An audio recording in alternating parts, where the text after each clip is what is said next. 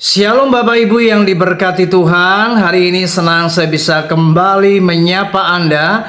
Dan firman Tuhan yang akan saya bagikan adalah keunikan Raja Daud. Kisah Para Rasul pasal 13 ayat 22. Firman Tuhan berkata, setelah Saul disingkirkan, Allah mengangkat Daud menjadi raja mereka. Tentang Daud, Allah telah menyatakan, aku telah mendapat Daud bin Isai, seorang yang berkenan di hatiku dan yang melakukan segala kehendakku.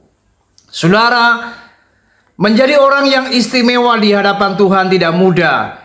Dan Daud mendapatkan predikat yang luar biasa dan dia sangat istimewa di mata Tuhan.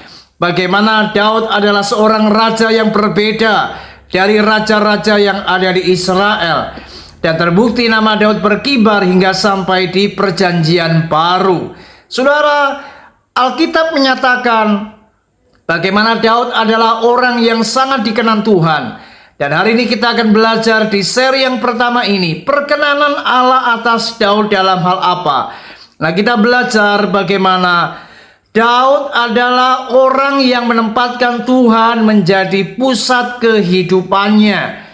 Kisah Para Rasul pasal 13 ayat yang ke-36,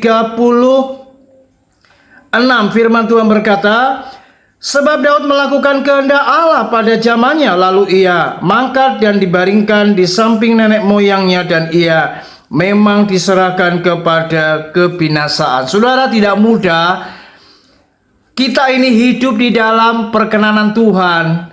Bagaimana orang yang berkenan kepada Allah ditandai bagaimana ia melakukan kehendak Allah dalam hidupnya.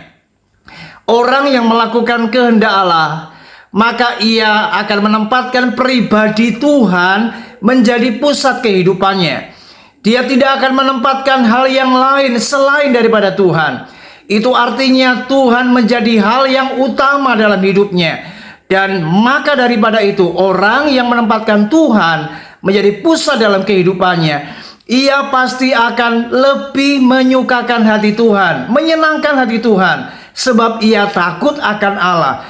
Dan itu sebabnya orang yang demikian, dia tidak menjadikan uang menjadi pusat kehidupannya. Dia tidak menjadikan bisnis menjadi sandaran hidupnya. Tapi dia selalu menempatkan Tuhan di atas segala apa yang dimilikinya. Dan dia selalu melakukan apa yang menjadi kehendak Allah untuk dia kerjakan. Inilah yang luar biasa. Mari hari ini, jadilah orang yang menyenangkan hati Tuhan, melakukan kehendak Allah. Di mana kita menjadikan Tuhan sebagai pusat kehidupan kita, maka hidupmu akan dikenan oleh Tuhan. Puji Tuhan, kiranya firman ini memberkati kita. Puji Tuhan, shalom.